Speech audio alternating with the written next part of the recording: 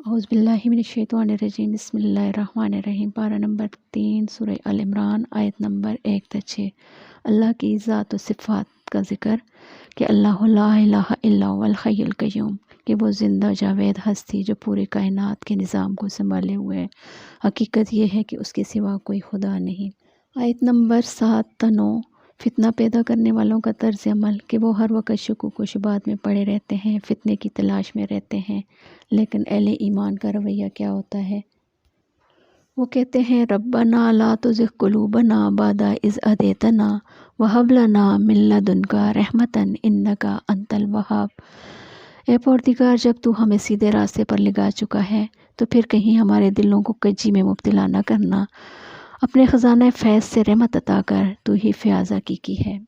آیت نمبر 14۔ مال کی محبت کہ لوگوں کے لیے مرغوبات نفس، عورتیں، اولاد، سونے چاندی کے ڈھیر اور چیدہ چیدہ گھوڑے بڑی خوش آئند بنا دی گئی ہیں، مگر یہ سب کیا ہے؟ دنیا کی چند روزہ زندگی کا سامان ہے۔ حقیقی ٹھکانہ آخرت ہے اور وہی بہتر ہے۔ دنیا عارضی ہے اور آخرت دائمی ہے۔ دنیا کے اسباب کو درست استعمال کر کے اپنی آخرت کو سنواریں۔ آیت نمبر 19۔ ان الدین عند اللہ اسلام، اللہ کے نزدیک دین تو صرف اسلام ہے۔ اللہ نے اسی کو پسند کیا ہے، یہی سلامتی کا راستہ ہے، یہی ہدایت کا راستہ ہے۔ آیت نمبر 28۔ دوستی کا معیار مومنین اہل ایمان کو چھوڑ کر کافروں کو اپنا دوست ہرگز نہ بنائیں۔ اہل ایمان کی دلی دوستی صرف مومنین سے ہوگی۔ آیت نمبر 31۔ اتباع رسول کے بارے میں ہے قل ان کنتم تحبون اللہ فاتبعونی یحببکم اللہ ویغفر لکم ذنوبکم واللہ غفور الرحیم۔ اے نبی، لوگوں سے کہہ دو کہ اگر حقیقت میں اللہ سے محبت رکھتے ہو تو میری پیروی اختیار کرو، اللہ تم سے محبت کرے گا اور تمہاری خطاؤں سے درگزر کرے گا، وہ بڑا معاف کرنے والا اور رحیم ہے۔ قرآن میں جہاں اللہ تعالیٰ اپنی اطاعت کا فرماتے ہیں، وہیں رسول صلی اللہ علیہ وسلم کی اطاعت کا فرماتے ہیں۔ اللہ کی محبت کا معیار اتباع رسول میں ہے۔ ممکن ہی نہیں کہ اللہ ایسے لوگوں سے محبت کرے جو اللہ اور اس کے رسول کی اطاعت سے انکار کریں۔ اطیعوا اللہ و اطیعوا الرسول۔ آیت نمبر 92۔ نیکی کا معیار اور اصول لن تنالوا البر حتی تنفقوا مما تحبون، یعنی تم نیکی کو پہنچ ہی نہیں سکتے ہو جب تک اپنی پسندیدہ چیز اللہ کی راہ میں نہ خرچ کرو۔ آیت نمبر 97۔ حج کے بارے میں کہ استطاعت کے باوجود حج نہ کرنا کفر ہے۔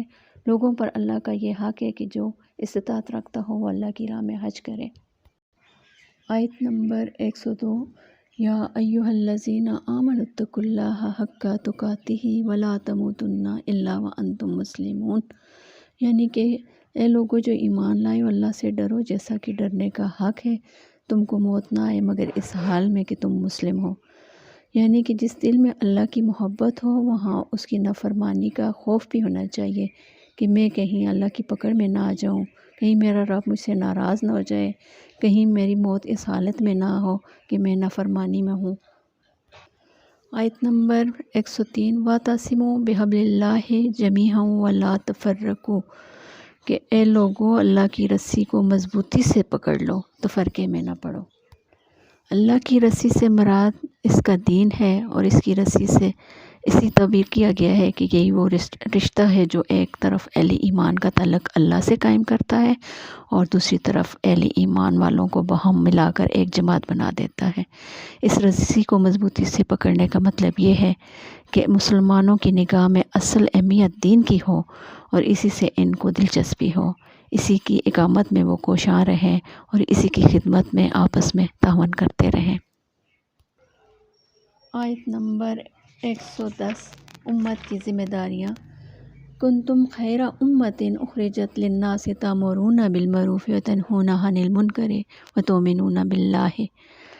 اب دنیا میں وہ بہترین گروہ تم ہو جسے انسانوں کی ہدایت اور اصلاح کے لیے میدان میں لگایا گیا ہے، یعنی کہ تم کیا کرتے ہو؟ نیکی کا حکم دیتے ہو، بدی سے روکتے ہو اور اللہ پر ایمان رکھتے ہو۔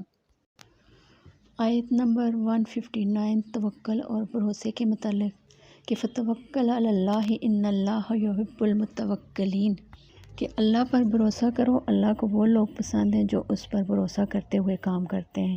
یعنی کہ اللہ تمہاری مدد پر ہو تو کوئی چیز تم پر غالب آنے والی نہیں ہے، لیکن تمہیں وہ چھوڑ دے تو کون ہے جو تمہاری مدد کر سکتا ہے؟ اللہ ہی پر بھروسہ رکھنا چاہیے اہل ایمان کو۔ سورہ آل عمران کی آخری آیت، آیت نمبر 200، ایک جامعہ ہدایت۔ یا ایھا الذین آمنوا اصبروا وصابروا ورابطوا واتقوا اللہ لعلکم تفلحون۔ اے ایمان والو، صبر سے کام لو، باطل پرستوں کے مقابلے میں پامردی دکھاؤ، حق کے لیے کمر بستہ رہو، اللہ سے ڈرتے ہوئے، امید ہے فلاح پاؤ گے۔ یعنی صبر کرو، جمے رہو، ڈٹے رہو، اللہ سے ڈرتے ہوئے۔ وآخر دعوانا ان الحمد للہ رب العالمین۔